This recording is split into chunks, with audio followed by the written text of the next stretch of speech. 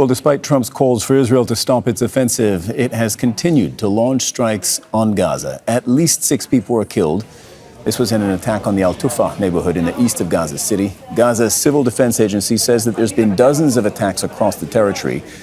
The Israeli military has issued a warning to Palestinians not to return north, saying that Gaza City remains a dangerous combat zone at this point.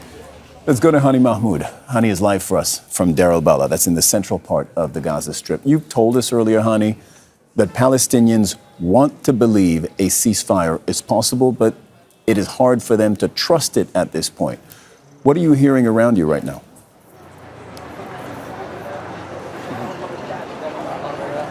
Cyril, we've been moving around, but we try to talk to people and get a sense of what they feel about this whole thing. And it looks like the many times they were let down, the many disappointments over the past month are pushing them into the point where they are very careful about expressing their excitement or expressing their true feelings about what's going on. They've been let down so many times to the point they don't believe it. There is a state of disbelief going on right now. People initially, they responded with much of the excitement as of last night. A bunch of people were celebrating about the news that Hamas submitted the response to the Trump plan, and later on Trump's response that he made it public that they accepted the terms of his peace plan. And all of this together has pushed people to the point where they are very cautious, very careful about how they respond to what's going on. And there's one thing that we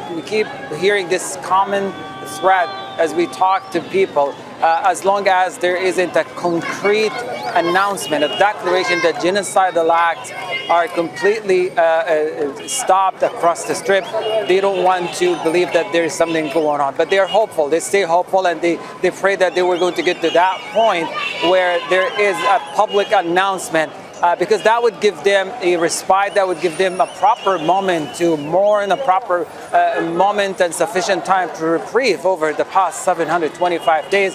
Constant displacement, constant trauma, constant fear from the unpredictable falling bombs that did not give them that sufficient amount of time to think about what's going on, to try to absorb what's been happening. Hani, you told us earlier that the fact Donald Trump is now telling Israel very publicly to stop bombing Gaza, that is something that was giving Palestinians some hope. That is something they felt was different from what they had seen previously. Is that still what you're hearing?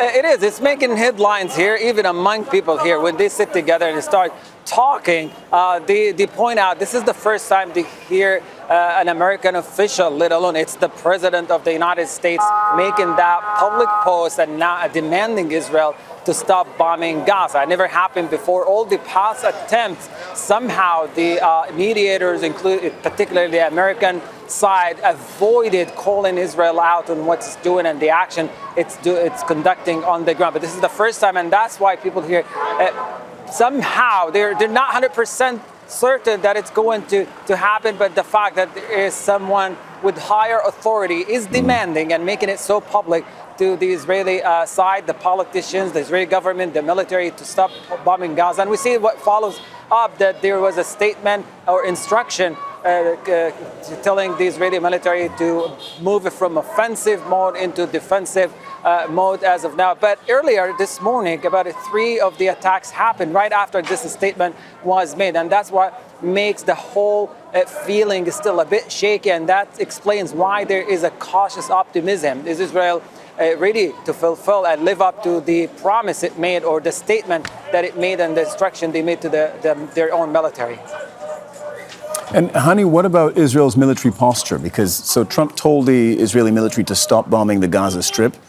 They have responded by saying that the Gaza City, everything north of Wadi Gaza, the river Wadi Gaza, remains an active combat zone. So clearly they haven't stopped all military operation. Have you seen, felt, or have you heard of a changed Israeli military posture this morning?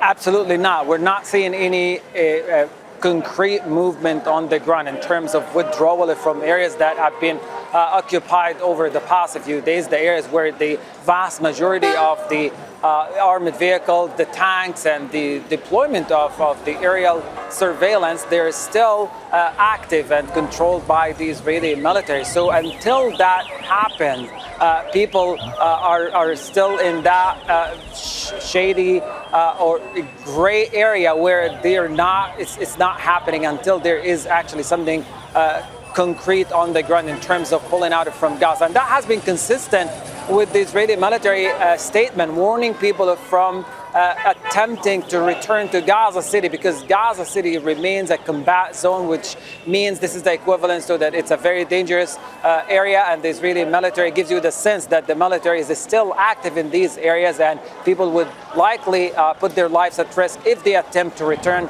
to Gaza City. Is this part of a larger preparation for withdrawal? This is not clear yet, and until it is confirmed by higher authority or higher command by the Israeli military, things will remain the same.